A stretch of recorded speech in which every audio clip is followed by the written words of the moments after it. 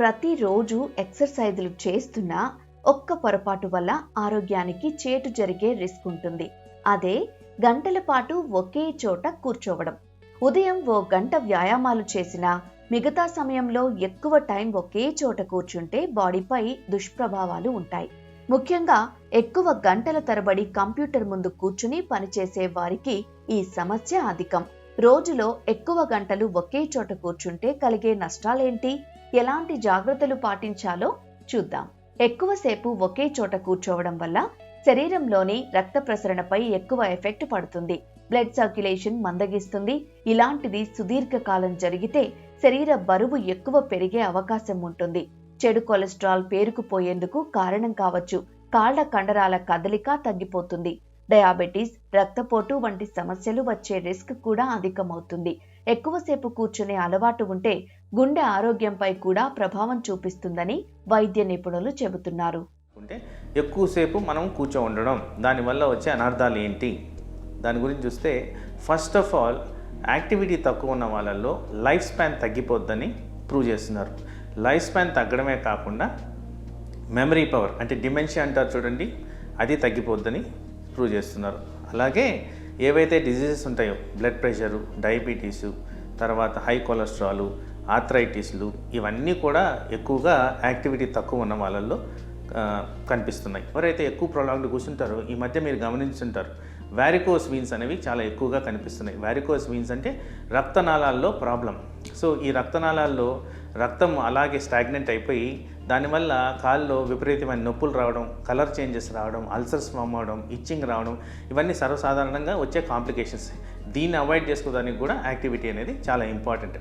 అలాగే కాళ్ళల్లో deep vein thrombosis అంటారు. అంటే రక్తనాళాలలో గడ్డగట్టడం, రక్తం గడ్డగట్టిపోద్ది. స్టాటిక్గా పనిచేయకుండా ఉంటే కొన్ని సందర్భాల్లో especially long term distance journey కానివ్వండి, ఎక్కువసార్లు కదలకుండా కూర్చున్న వల్ల కానివ్వండి, ఈ క్లాటింగ్ మెకానిజమ్స్ ఎక్కువగా యాక్టివేట్ అయిపోయి ఈ డీవీటీ అనేది వచ్చేదానికి ఆస్కారం ఉంది. రోజులో ఎక్కువసేపు ఒకే చోట కూర్చోవడం వల్ల నడుము నొప్పి, మెడ నొప్పి, భుజాలు పట్టేయడం వంటి సమస్యలు ఎదురయ్యే అవకాశం ఉంటుంది.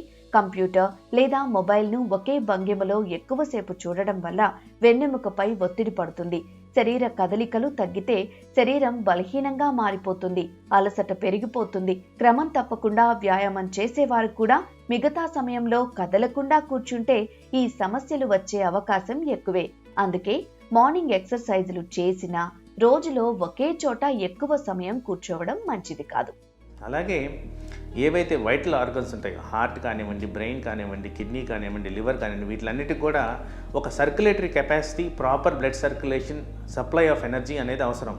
ఎప్పుడైతే మనం యాక్టివిటీ తక్కువ చేస్తామో వీళ్ళల్లో సర్క్యులేషన్ తక్కువైపోయి ప్రాపర్గా దాని ఫంక్షనాలిటీ, రిమూవల్ ఆఫ్ టాక్సిన్స్ కానివ్వండి, ఏవైతే హానికరమైన విష పదార్థాలు ఉంటాయో అవన్నీ కూడా అక్కడే జమ అయిపోయి దాని ఫంక్షనాలిటీ, కేపబిలిటీ తగ్గిపోయేదానికి ఆస్కారం ఉంది. ఇలా యాక్టివిటీ ఎవరైతే తక్కువ ఉంటారో, ప్రొలాంగ్డ్గా ఎవరైతే కూర్చుంటారో వీళ్ళల్లో ఇన్ని హెల్త్ రిలేటెడ్ ప్రాబ్లమ్స్ ఉన్నాయి. కాబట్టి ఈజియెస్ట్ థింగ్ ఏంటంటే కాస్త యాక్టివ్గా ఉండడం, maintaining at least 7,000 to 8,000 steps per day చేయగలిగితే వీళ్ళకి ఇన్ని అనర్థాలు లేకుండా హ్యాపీగా, హెల్తీగా ఉండొచ్చు.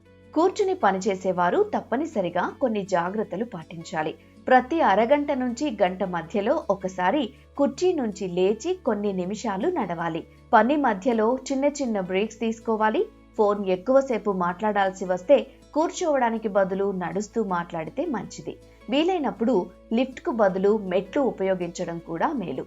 తిన్న తరువాత తప్పనిసరిగా ఓ 10 నిమిషాలు నడవాలి.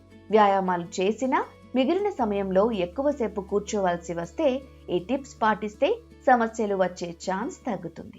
అలాగే యాక్టివిటీ అంటే అసలు ఏంటి, how much activity is required అని చూసుకుంటే యాక్టివిటీ అనేది యావరేజ్గా ఒక మనిషి 7,000 నుంచి 8,000 స్టెప్స్ వేసి ఉండాలి ఒక 24-hour పీరియడ్లో.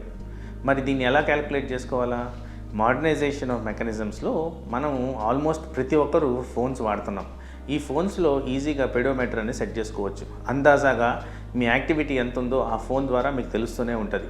అలాగే కాకుండా మనము ఆఫీస్ వర్క్లో ఉన్నా కానీ, ఎక్కడైనా మనం అంటే వర్క్ చేసే ఏరియాలో ఉన్నా కానీ కాస్త బ్రేక్ తీసుకొని ఎవ్రీ 1 అవర్కి ఒక 2-3 మినిట్స్ నడిస్తే అది కూడా యాక్టివిటీ కింద కేటగరైజ్ చేసుకోవచ్చు. సో ఇలా యాక్టివిటీ పెంచుకుంటే మనకి ఈ ఏదైతే అనర్థాలు ఉన్నాయో, డిసీజ్ రిలేటెడ్ ప్రాబ్లమ్స్ ఉన్నాయో, ఇవన్నీ తగ్గేదానికి ఆస్కారం ఉంది.